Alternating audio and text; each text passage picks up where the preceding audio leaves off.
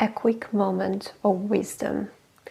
If you live in Germany, if you want to go to some specific doctor, to an endocrinologist, a gynecologist, anything, if you go to the website or if you call and you can get an appointment very fast, probably you don't want to go to this doctor.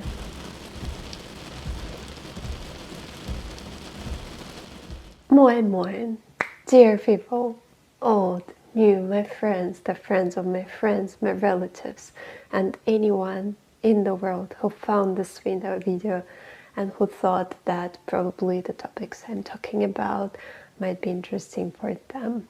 My name is Anna, not in Germany, a survivor, a fighter, a writer, and on this channel, generally, I talk about writing books, mental health, and all this together. Sometimes I talk about politics or about something that really worries me in the very particular moment. And right now, unfortunately, I am getting through a very unstable period because I have some problems with doctors, and I went to doctors a lot last week, and so far it's not going anywhere. What I can say so far, even if you live in a very prosperous country with a very, very strong economy, it will still not protect you from the incompetence of certain specialists, especially medical specialists. But okay, whatever. I'm a bit in a nasty mood, and it's a bit sad because it's fall and it's very beautiful, and now it has cooled down, and I have been looking forward to seeing this moment when it actually cools down, because fall is highly likely to be my favorite season. Maybe mid-spring also, when it's not too hot yet, and it's almost the season of the witch, so I'm entering the season of the witch. Yeah, I am a bit sour, but the positive thing that happened the other day, I bought socks. I couldn't buy socks for a while because simply in summer you cannot buy quality socks. I don't know why. And finally it's the season, and in the auction I bought like various pairs of socks, socks to be at home, socks to go outside, etc., etc. So this is a good thing that happened. And today I thought maybe I should already do a scary makeup, and it doesn't look too scary. I remember that I've got glitter, and I thought, oh, it's time to use glitter. And why I wanted a scary makeup, because today I'm talking about fears that I have as an aspiring author. And maybe those fears are relatable. Maybe you feel like, oh yes, actually the same bro, I have the same problem. Or maybe it won't be relatable. Maybe you have your own fears. Maybe you think, oh yeah, Kinderspiel, as my teacher from the integration course used to say, kids game, and I hit the plant. Okay, yeah, let's maybe get started before I decided that I should complain a bit about my life for a while more. So I started writing seriously, I think, in the end of 2022, because the immense trauma pushed me to write, because I wrote throughout my whole life, but I was somehow sure that I will never become a writer, because yeah, I thought that everything is already written, and nobody needs me as another author, as another voice among all these talented voices that already exist. But sometimes I joked, it's a weird joke, that yeah, I will become the second Stephen King, and not a single story of mine will end well. Don't think like this anymore. I don't want to be the second Stephen King, and I also by now believe that life is already quite troublesome and people deserve reading literature that doesn't tear their heart apart by the end. When they have a pleasant feeling when the book is finished, it's also great. But I am an anxious person, and probably that's the reason why I have a lot of fears that surround my writing. And also I'm proud to say that I am learning how to cope with these fears, and some of the fears that I'm going to name, they don't stand out that vividly anymore. So I think I am about to overcome them, hopefully. For example, it used to be so that the writing was associated with a lot of stress because I was like in a hurry to finish my novel, for example, or just to give birth to an article, any article, because I felt the urge to be productive. But now I think I'm approaching this point when I simply enjoy writing, and it's amazing. It's amazing because for anxious people to have this resort in which you don't feel anxious, it's a blessing. It's a real blessing, because there was a point in my life when I was stressed about even my hobbies. You know, that's why certain hobbies I still did. I was never back to them so far. Hopefully I will, but like playing the guitar is not going well, unfortunately. So I don't have the guitar. But yeah, let's get down to business. Let's be more precise.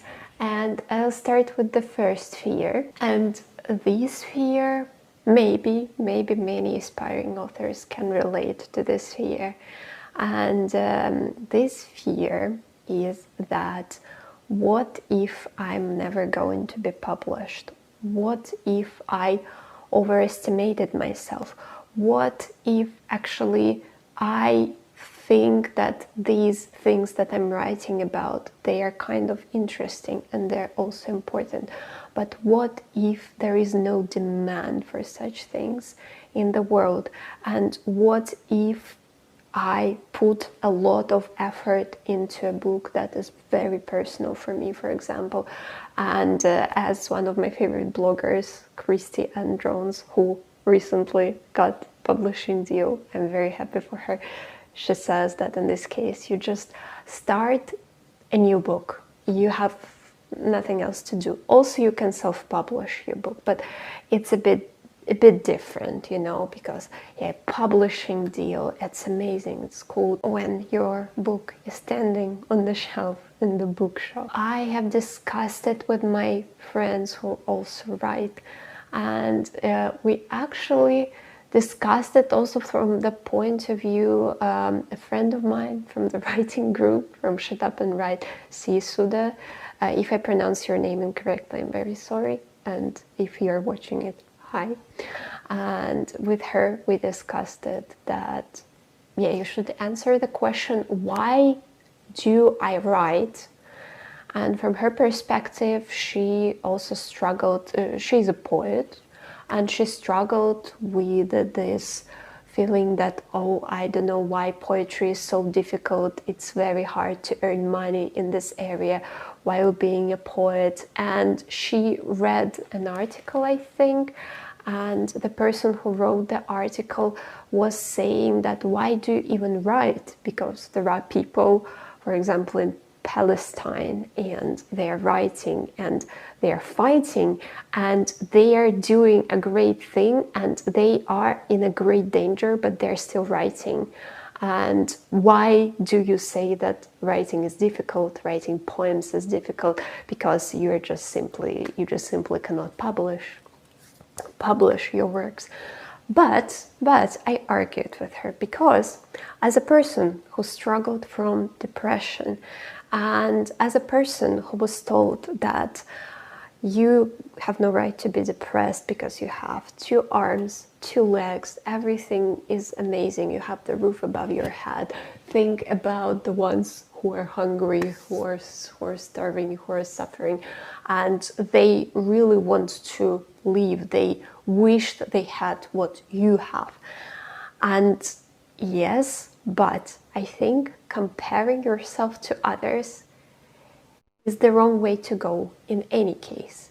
Of course, maybe the comparison might be like against you, or rather pro you. Maybe you win in this comparison.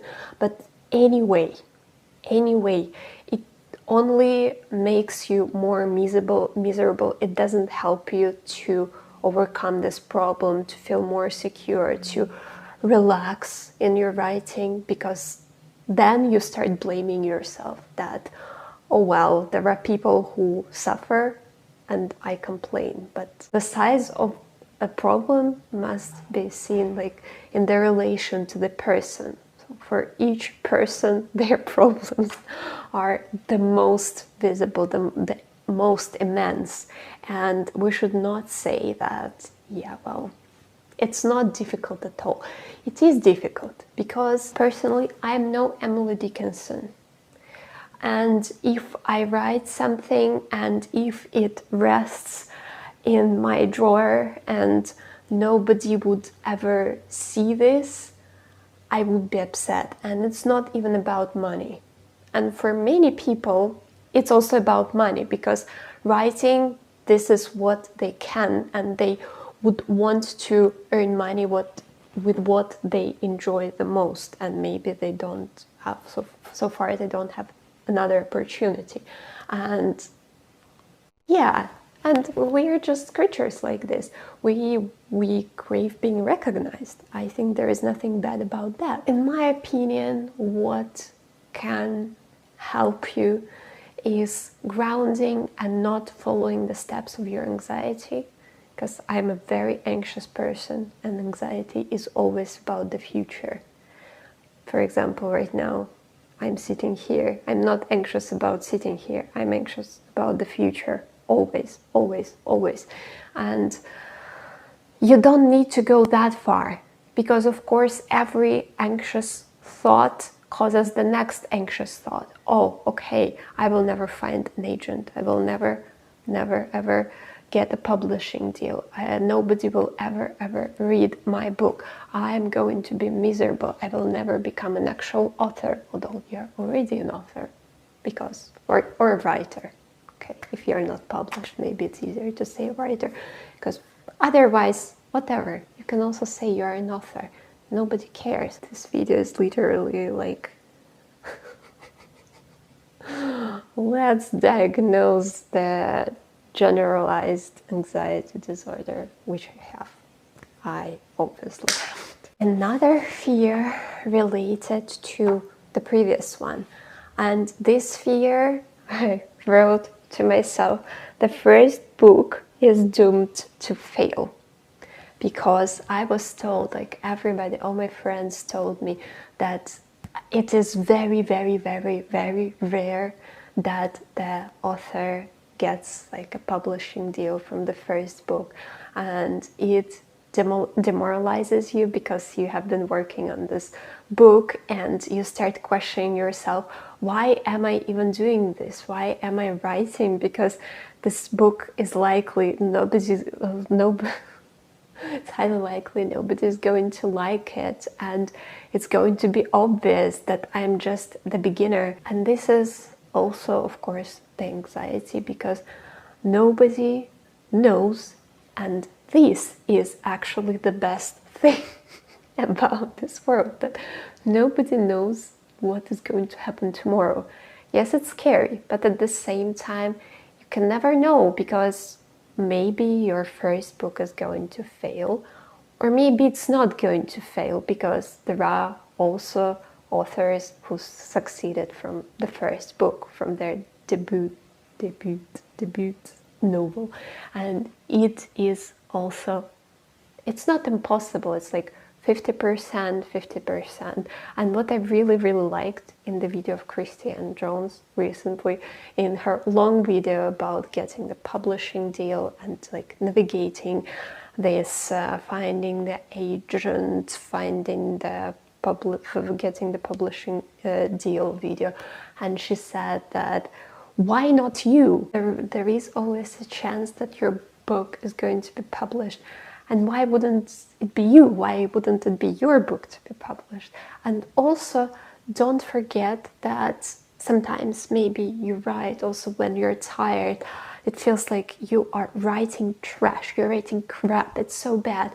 But I would suggest letting yourself rest. And also, as my teacher at university used to tell me, you cannot judge your work objectively. You are saying that this is a piece of trash, but how can you say that? You need to show it to another person first. And of course, it might end.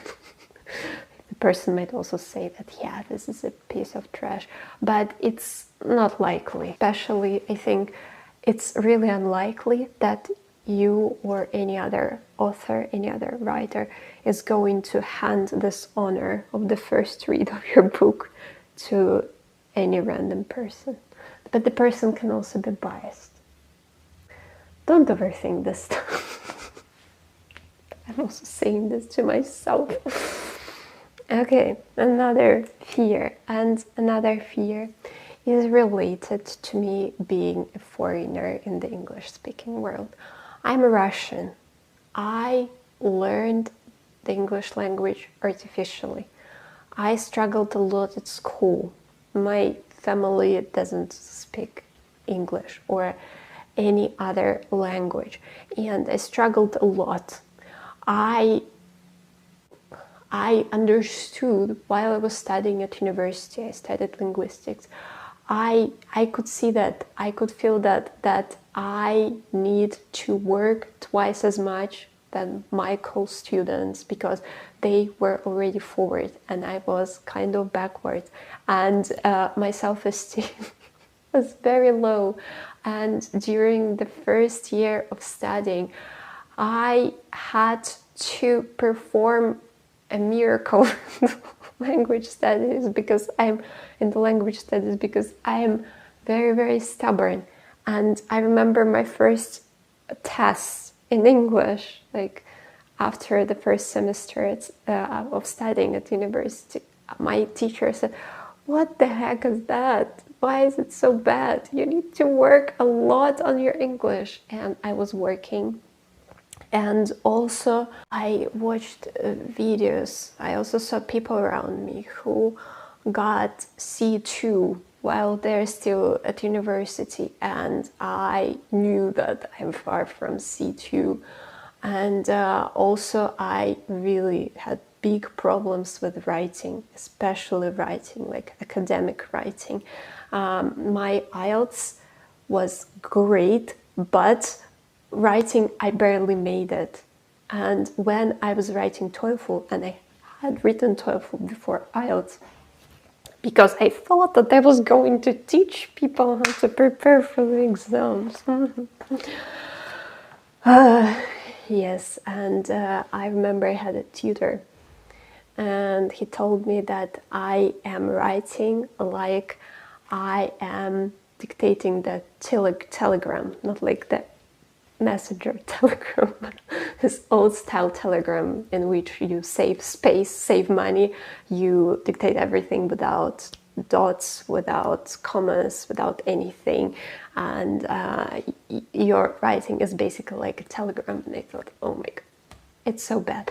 But I really wanted to write in English because I think, despite the fact that I'm Russian, I really love English.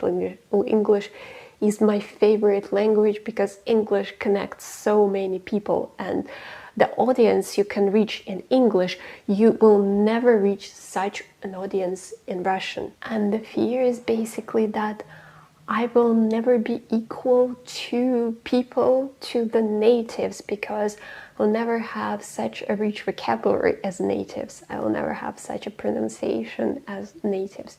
And it feels like you're restricted in your abilities.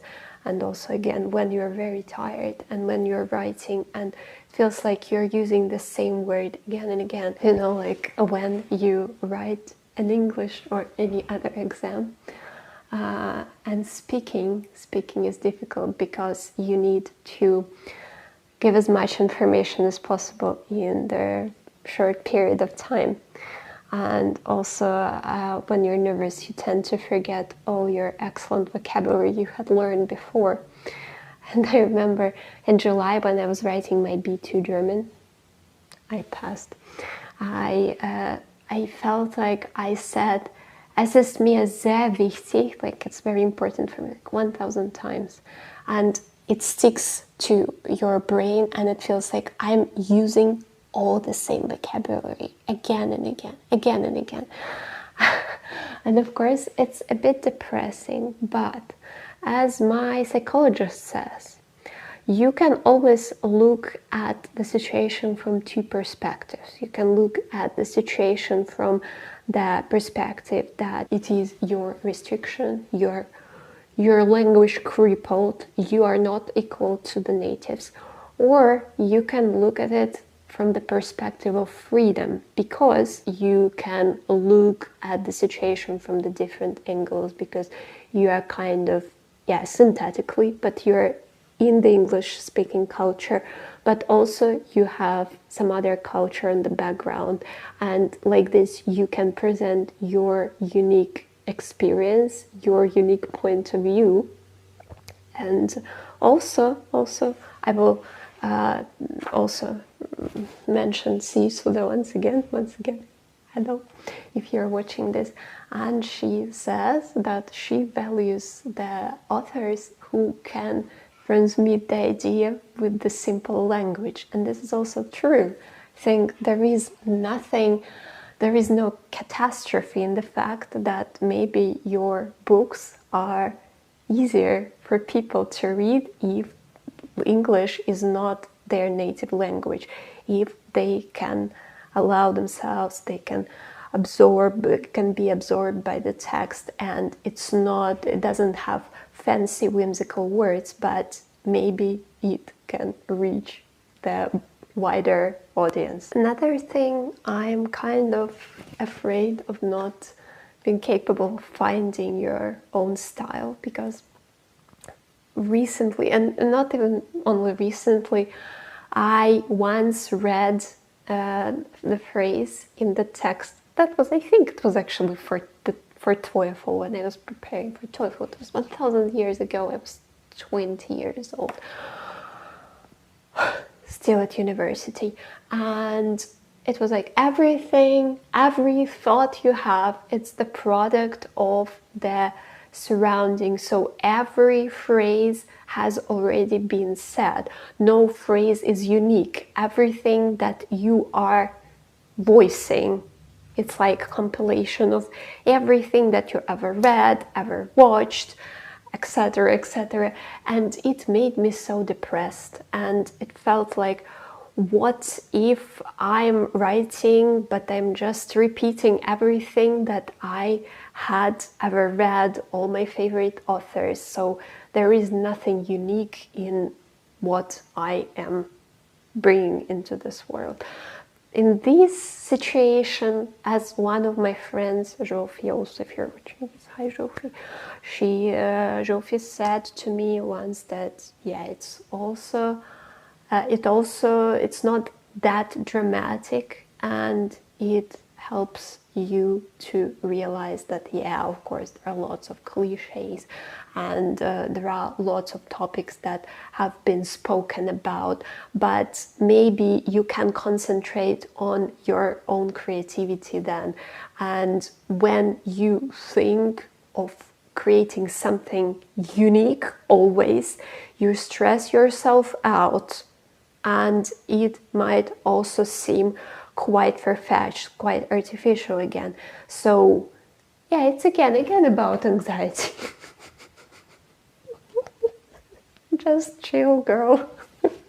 Oh, just freaking chill. Yeah, I'm telling you, it's very hard to be me. But the thing that might maybe help you if you have a similar fear. When I was still teaching, it was also 1,000 years ago, I often thought that I am the combination of my three most favorite English teachers. I had an excellent and amazing English teacher at school. I was very lucky to have her, Olga Ivanovna. Then I had as the first year student and the second year student, I had Yelena Vladimirovna. And then there was my thesis professor, Dmitry Dmitrievich. And I really feel like I am the unity of the three of them. And it's also quite an honor to carry on their ideas to my students, because they had taught me something and I had learned that, and I really love them. I really appreciate what they put into me, their investment, their knowledge. And it is such an honor to carry this out into the world, and maybe it might also help you. I don't know. Another thing, another stuff that it scares me is the fear that my brain has the capacities only for one book. And also I often think that, okay, my book is based on my own experience, and I don't have the imagination to create the new worlds, to build up the new universes. It's only coming from my experience. And if I don't have any other experience, I will stop writing. And I think it's also the fear of many authors. For example, Sylvia Plath, I think she also had something similar, talking like from the perspective of her journals. And also I think for some reason there is a story that is stuck in my head. It's called Unarata, the Rat, by Stephen King. It's not a very impressive story, but that was basically about the author who kind of sold his soul to write a novel, because he was writing short stories only, and he dreamt of writing a novel. So yeah, this is also, some people might have such a fear that I'm writing only short stories, but I will never write a novel. But maybe you're like, you are excellent in writing short stories. That's not that you necessarily have to produce a massive chunk of a text. That doesn't work like this. Maybe you're really amazing at writing short stories. I'm bad at writing short stories, I think.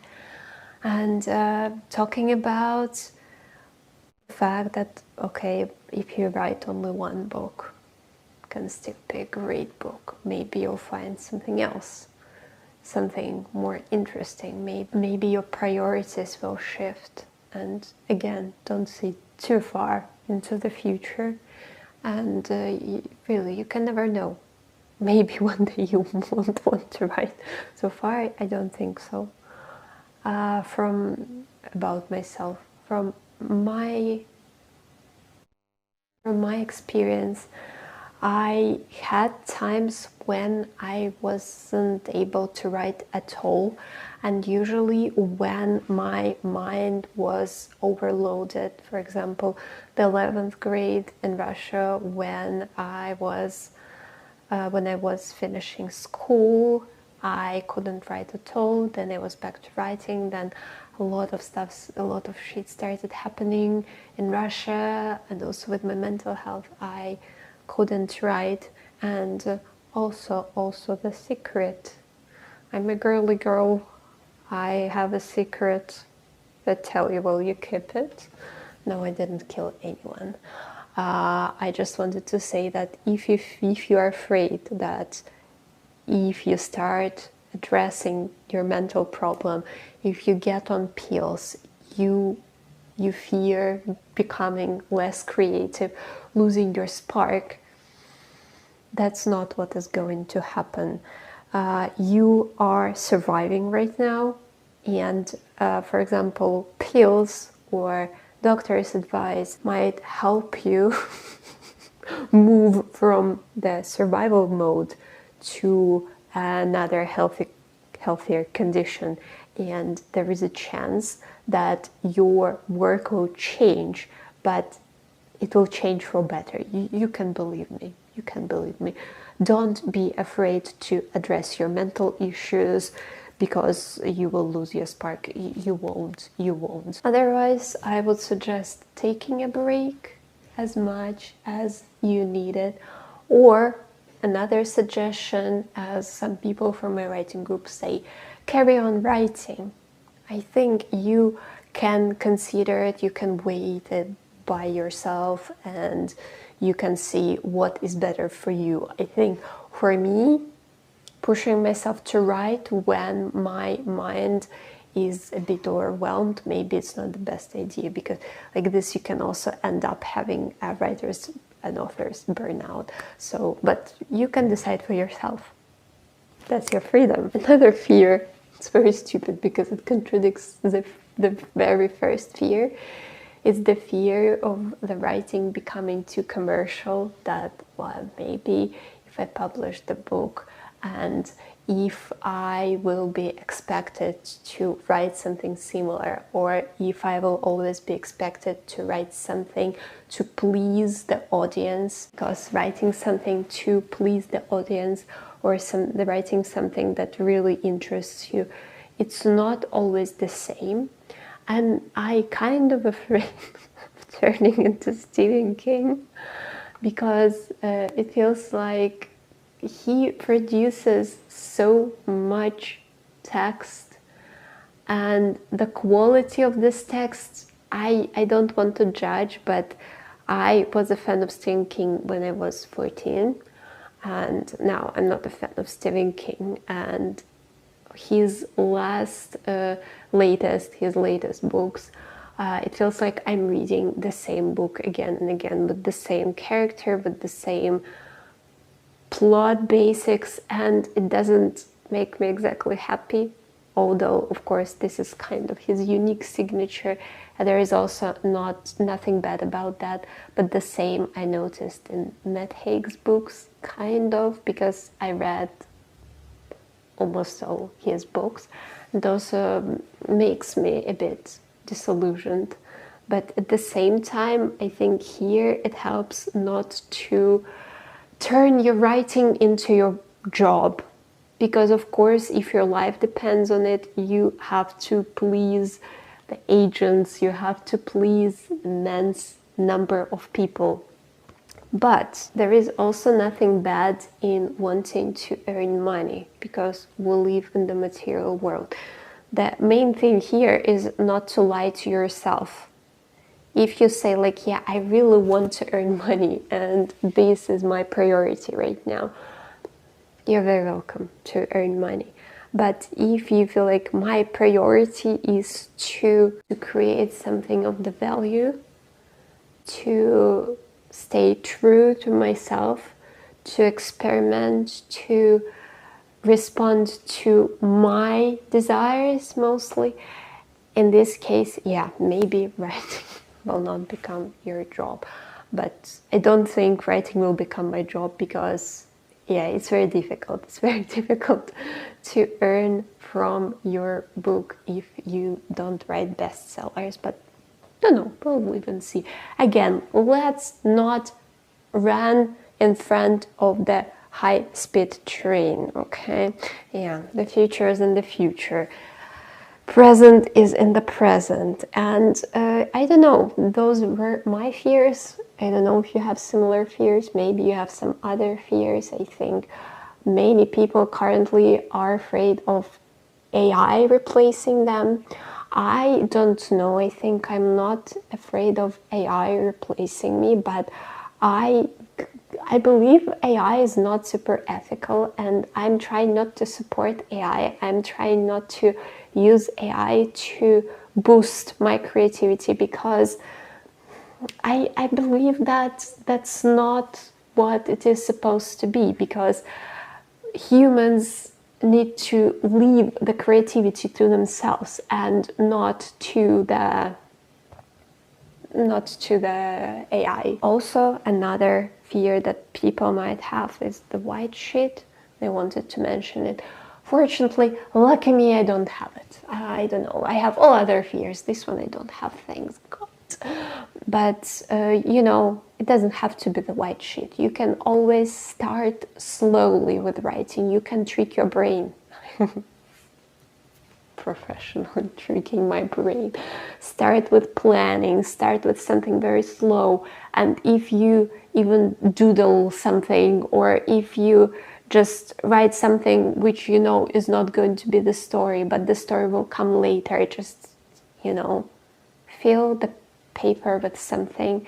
It's already not an empty paper. And also with the modern technologies, you don't have to look at all these piles of paper that you throw away. You can always delete the document and start all over, you know. Yeah, so it's a bit of a therapy video for authors and writers, and if it was helpful, I am very, very happy. As always, if you want to interact with this video, write a comment or something. I'll be very thankful. Subscribe to my other medias. I'm still finishing the book, the edits, because it takes more than I had thought it would, as always, because I cannot estimate the time correctly. But I think I'll finish it soon. I really hope so. I'm basically like, I have 4 chapters left or something. And yeah, share your fears in the comments if you feel like it. And I will be wishing you love, and peace from my chilly northern Germany. And see you in the next videos, which are already the season of the witch. And tschüss.